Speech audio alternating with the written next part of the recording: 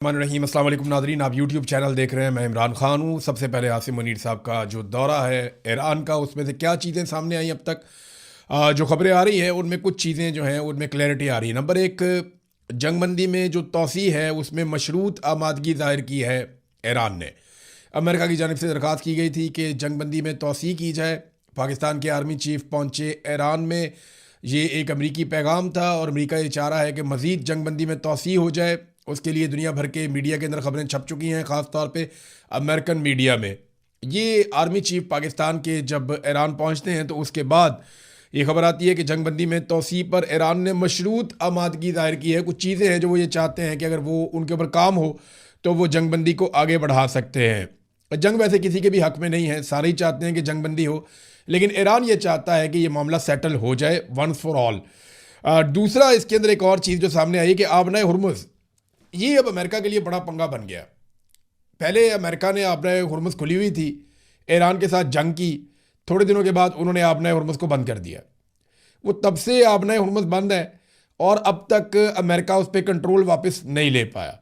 ये आबना हुर्मुज़ जो तमाम ममालिक के लिए ओपन थी, यहाँ से सारे जहाज़ जाते थे आते थे, अब उसकी बंदिश अमेरिका के गले पड़ी हुई है। सारी दुनिया अमेरिका को ये कह रही है कि आप अच्छे आए यहाँ पे, आपने तहफ़्फ़ुज़ का वादा किया और आप हमारा समुद्री तजारती रास्ता बंद करके चले गए। तो अमेरिका ने हिकमत अमली के तहत बैरूनी एक नाकाबंदी कर दी है आबना हुर्मुज़ की, और वो ये कहता है कि ईरान के साथ सेटलमेंट के तहत जो भी जहाज़ यहाँ से गुजरेगा या ईरानी जहाज़ यहाँ से गुजरेगा उसे हम रोक लेंगे।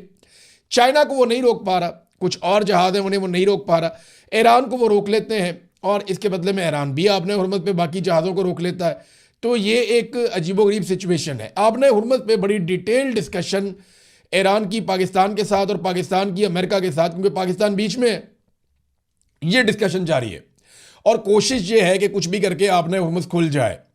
ईरान इसमें एक मैकेनिज्म चाहता है। अभी इसके अंदर डिस्कशन चल रही है, मजीद ऑप्शन सामने रखे गए हैं। ये ऑप्शन अमेरिका के पास जाएंगे, अमेरिकन ऑप्शन यहाँ पे आएंगे, तो ये इट विल टेक टाइम, लेकिन ये है कि जल्द दोनों पार्टियां आमने सामने बैठ सकती हैं। आबना हुर्मुज़ खोलने पर जो मजीद ऑप्शन है वो ईरान ने दिए हैं। और तीसरा, एक और जो इंपॉर्टेंट चीज़ हुई, ईरान जो मुआहदा चाहता है, उन्होंने बड़ा कैटेगोरिकली, बड़ा क्लियरली ईरान ने कहा कि हम एक मुकम्मल मुआहदा चाहते हैं जिसमें तमाम मसाइल को एड्रेस किया जाए और हर चीज़ के ऊपर हम चाहते हैं कि लॉक करें सिचुएशन को कि इसके ऊपर ये करना है, इसके ऊपर ये करना है, पाबंदियों का क्या बनेगा, वो हर चीज़ को एक मरतबा सेटल करना चाहते हैं। ये ईरानियों की सोच है। अमेरिका जो है वो फौरी तौर पर दो चीज़ें चाह रहा है। एक, वो ये चाह रहा है कि आबना हुर्मुज़ का मामला सेटल हो जाए, कुछ वहाँ पे मामला हल हो जाए, वो खुल जाए रास्ता। दूसरा, वो फौरी तौर पे जंगबंदी चाह रहा है कि ये जंगबंदी कंटिन्यू रहे लंबे अरसे तक, दोबारा लड़ाई ना हो। तो दो चीज़ें आपको मैं क्लियरली बता रहा हूँ कि ये अमेरिका की दो मुतालबात हैं कि दो चीज़ें फ़ौरन होनी चाहिए।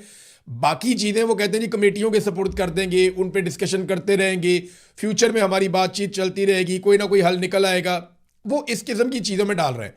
ईरान ये बड़ी अच्छी तरह जानता है कि अगर एक मरतबा यहाँ पे ये मुज़ाकरात हमने ख़त्म कर दिए और हमने चंद चीज़ों पे आमादगी ज़ाहिर कर दी कि ये आबना हुर्मुज़ भी खुल गई है और जंगबंदी में भी तोसी हो गई है, तो होगा क्या?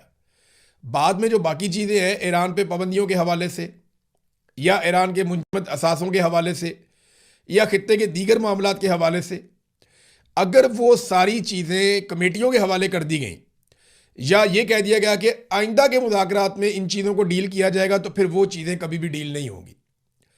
यानी यहाँ पे इंटरनेशनली ना एक बात बड़ी ज़बरदस्त सबक है सीखने वाला।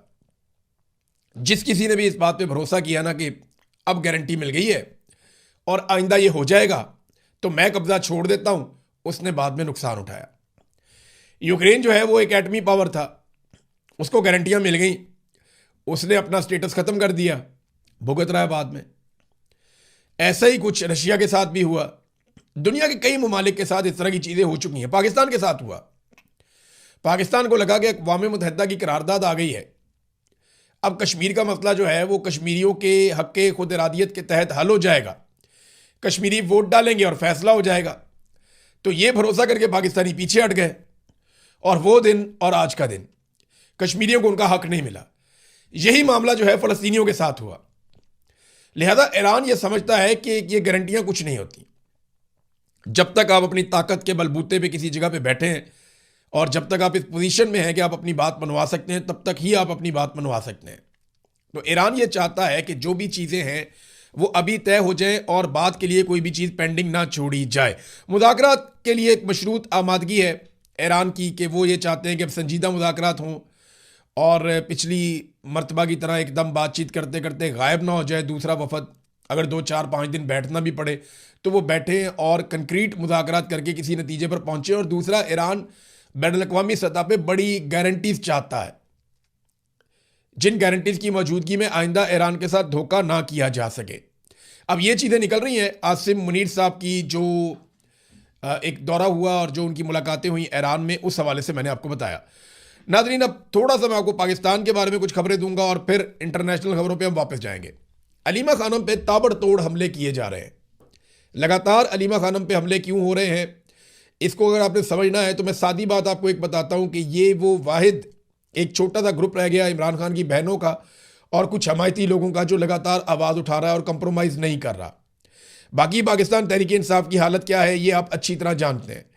इमरान खान साहब की बहनों को निशाना बनाने का जो मकसद है वो खान की हमायत में उठने वाली वाहिद ज़ोरदार आवाज़ को कुचलना और उसको दबाना है। पहले शेर अफजल मरवत साहब मैदान में आए थे, आपको याद होगा, फिर अली अमीन गंडापुर साहब आए, फिर बहुत सारे और पार्टी के लोग एक एक करके आना शुरू हो गए, फिर मिसाल यूसुफजई साहबा को आपने सुना, वो भी, फिर अब सलमान अकरम राजा साहब को आपने सुना, बहुत गुस्से में बोल रहे थे, और अब बैरिस्टर सैफ ने भी अलीमा खानम के ऊपर इल्ज़ामात लगाए हैं कि वो पार्टी के फैसले करती हैं और इमरान खान के हुक्म की खिलाफ वर्जी हो रही है। जनाब के इमरान खान ने कहा था कि फैसले नहीं करने इन्होंने, तो ये फैसले पार्टी के करती हैं और कोई इन्हें रोक नहीं पाता, ये बैरिस्टर सैफ ने दावा किया। देखिए मसला है क्या, इमरान खान की बहनें मुज़ाहमत का कह रही हैं जबकि पाकिस्तान तहरीक इंसाफ मफामत का कह रही है। ये है असल फड्डा। तहरीक इंसाफ को एस्टेब्लिशमेंट ने इस बात का यकीन दिला दिया है, या तहरीक इंसाफ को एस्टेब्लिशमेंट ने आगाह कर दिया है कि आप बिला वजह जोर लगा रहे हैं और इसके नतीजे में आपके ऊपर मजीद सख्तियां होंगी। अगर माजी में गोली चली है तो अब भी चल सकती है। जितने लोगों ने भी मज़ाहमत की सियासत की वो सारे MNAs नहीं रहे, वो सारे के सारे अपने घरों में बैठे हुए हैं, चाहे कोई भी है। आप देख लें ना, गौर कर लें, कोई जेलों में है, कोई घरों में है। जो मुज़ाहमत करेगा उसको एस्टेब्लिशमेंट ने कहा जी हम कुचल देंगे, अब आप अगले इलेक्शन का इंतजार करें। तो पाकिस्तान तहरीक इंसाफ के अक्सर लोग ज़हनी तौर पे ये बात तस्लीम कर चुके हैं कि उन्हें अगले इलेक्शन का इंतजार करना पड़ेगा और मिन्नत तरला किए बगैर, कोई डील किए बगैर इमरान खान को बाहर नहीं निकाला जा सकता। ये पाकिस्तान तहरीक इंसाफ के अक्सर लोग अपने दिमाग में बैठा चुके हैं। अब इमरान खान की बहनें जब कहती हैं कि मुज़ाहमत करो, निकलो, जैसा कि इमरान खान भी कहते हैं जेल के अंदर, अब जब वो मुज़ाहमत का कहते हैं तो इन लोगों को तकलीफ होती है, क्योंकि जब वो मुज़ाहमत का कहते हैं तो सोशल मीडिया पे इनके ऊपर तनकीद होती है कि जनाब आपको मुज़ाहमत का कहा जा रहा है, मुज़ाहमत करते क्यों नहीं है। लेकिन आप गौर करें, जहां से भी कोई कहेगा मुज़ाहमत करो, वहां पे तहरीक इंसाफ की लीडरशिप उसके खिलाफ हो जाएगी, सोशल मीडिया के खिलाफ हो जाते हैं। हालांकि यही सोशल मीडिया अपने घरों में बैठकर इलेक्शन जितवा रहा था तब बहुत अच्छा था। अब ये अपने घरों में बैठ के या बाहर मुल्कों में जहां जहां ये लोग मौजूद हैं, अगर वो वहां पे मुज़ाहमत का कह रहे हैं तो बहुत बुरे हैं। एक चीज और है, मुज़ाहमत के लिए लोगों को पाकिस्तान तहरीक इंसाफ उस तरह निकाल भी नहीं पाई। एक तहरीक चलाने का तरीक़ाकार होता है, लोगों को मोटिवेट किया जाता है, इकट्ठा किया जाता है, मोमेंटम बनाया जाता है, जैसे इमरान खान साहब बनाते थे। वो मोमेंटम भी कोई नहीं बन रहा। तो तहरीक इंसाफ के दिमाग में ये बात बैठ गई है कि डील ही होनी है, जब भी होनी है। वो मुफाहमत के चक्कर में है, इमरान खान की बहनें जो है मुज़ाहमत के चक्कर में है, और अब उन पर इल्ज़ाम लग रहा है कि जनाब ये फैसले करती हैं पार्टी। मैं एक चीज़ आपको बताता हूं, देखें इमरान खान की बहनों ने पार्टी का कौन सा फैसला किया, कोई एक बता दें। ये जो MNAs, MPAs, सेनेटर्स को टिकट मिले, ये इमरान खान की बहनों ने दिए? नहीं, कोई भी नहीं दिए। ये जो इंडोर एहतजाज हुआ इमरान खान साहब की आंख का मामला होने पर, क्या ये इमरान खान की बहनों ने कहा था कि आप इंडोर एहतजाज करें? वज़ीर आला खैबर पख्तूनख्वा जो है वो KP हाउस के अंदर एहतजाज कर रहे थे, और MNAs और सेनेटर वगैरह जो है वो पार्लियामेंट के अंदर एहतजाज कर रहे थे। तो इंडोर एहतजाज इमरान खान की बहनों ने तो नहीं कहा था। फिर रिहाई तहरीक का जो फैसला एक हुआ जो पार्टी ने किया, वो इमरान खान की बहनों ने तो नहीं किया। फिर काबीना क्या होगी इसका फैसला भी पार्टी ने किया, इमरान खान की बहनों ने नहीं किया। जलसा करना है ये फैसला पार्टी का था, इमरान खान की बहनों का नहीं था। जलसा मनसूख करना है ये फैसला भी पार्टी का था, इमरान खान की बहनों का नहीं था। लाहौर, कराची और कोयटा में जाना है सुहेल अफरीदी ने, वहां पे जाके जो है वो रैलियां निकालनी है, ये फैसला पार्टी का था, इमरान खान की बहनों का तो फैसला नहीं था। तो सिर्फ इमरान खान साहब के मामलात में वो बोलती हैं, पार्टी के मामलात में नहीं बोलती। और देखें, इमरान खान को बाहर निकालने के लिए वो इमरान खान की पार्टी को ही कहेंगी ना, उन्हीं ओहदेदारों को कहेंगी जो बेनिफिशियरी है इमरान खान के। यानी जो लोग इमरान खान के साथी होने के और वफादार होने के दावेदार हैं, वो उन्हीं को कहेंगी ना कि निकलो अपनी वफादारी दिखाओ। और तो वो किसी को कह नहीं सकती। या वो आसिम मुनीर को कहना शुरू हो जाए या शहबाज शरीफ को कहना शुरू हो जाए जाके कि तुम निकालो इमरान खान को बाहर, तुम निकल के एहतजाज क्यों नहीं करते? भाई उन्होंने तो अंदर डाला हुआ है। तो मामला यह है कि तहरीक इंसाफ को गुस्सा इस बात पे आता है कि ये हमें क्यों कहती है कि इमरान खान को बाहर निकालो, हालांकि हमारी ये सकत ही नहीं है। तहरीक इंसाफ के अक्सर लोग जो है ना वो अब लड़ाई से पीछे हट गए। जो लड़ने वाले लोग थे उनमें ज़्यादातर अंदर हो गए, बहुत सारे मायूस हो गए और बहुत सारे बेचारे अभी भी स्ट्रगल कर रहे हैं, कोशिश कर रहे हैं, आवाज़ें लगाते रहते हैं, लेकिन सिस्टम के अंदर उनके लिए गुंजाइश नहीं है। बुशरा बीबी के हवाले से भी ख़बर है कि उनकी तबीयत काफ़ी नासाज है और मेडिकल चेकअप के बाद ये ज़राए से रिपोर्ट आई है। उनका जो मेडिकल चेकअप हुआ, जेल के अमले ने तो कहा जी बिल्कुल रूटीन का मामला है, कोई ऐसी बात नहीं है। लेकिन जो ज़राए से खबर बाहर आई है उस खबर के मुताबिक बुशरा बीबी की हालत भी काफ़ी ख़राब है। अब देखें ना, एजाज चौधरी की क्या हालत है, यास्मीन राशिद साहिबा जो हैं वो कैंसर सर्वाइवर हैं, वो अभी तक कितनी मुश्किल में है। उमर चीमा के साथ इन्होंने क्या किया। मियाँ महमूद रशीद को मैंने खुद देखा, उनकी कितनी बुरी हालत थी। इतनी गंदी जेल में किसी को रखा नहीं गया जो इनके साथ किया गया, और लंबे अरसे से इन लोगों को जेलों में रखा गया। खुद इमरान खान जैसे सेहतमंद और ताकतवर आदमी के खिलाफ किस किस्म का इन्होंने घिनौना काम किया कि उसे कैद तन्हाई में रख दिया, पता नहीं क्या उसको खिलाते रहे, उसके ब्लड के अंदर क्लॉटिंग शुरू हो गई और उसकी एक आंख की बिनाई ऑलमोस्ट चली गई। ये इमरान खान के साथ इस जालिम रजीम ने किया, किसी और ने तो नहीं किया। तो नाजरीन, एक और चीज़ मैं आपके सामने अब रखता हूँ। इस हुकूमत ने एक तो अपने मुखालिफिन को मुकम्मल तौर पे कुचला है और ये सिलसिला भी वो जारी रखेंगे। अगर किसी को ये लगता है कि इमरान खान का मुश्किल वक्त ख़त्म हो गया, किसी को ये लगता है कि पाकिस्तान की एस्टेब्लिशमेंट ने होश के नाखून ले लिए हैं या मफामत करने से कोई बेहतरी आ जाएगी, तो मेरी बात आप याद रखिएगा, ये कभी भी इमरान खान के लिए गुंजाइश नहीं निकालेंगे। इमरान खान को ये कभी भी मौका नहीं देंगे, क्योंकि इमरान खान ने एस्टेब्लिशमेंट के वो कपड़े उतार दिए हैं जो एस्टेब्लिशमेंट को अब नंगा दिखा रहे हैं पाकिस्तान में। ये बात आप याद रखिएगा कि एस्टेब्लिशमेंट ने सारे सियासतदानों से लड़ाई की है, लेकिन वो कभी बदनाम नहीं हुई।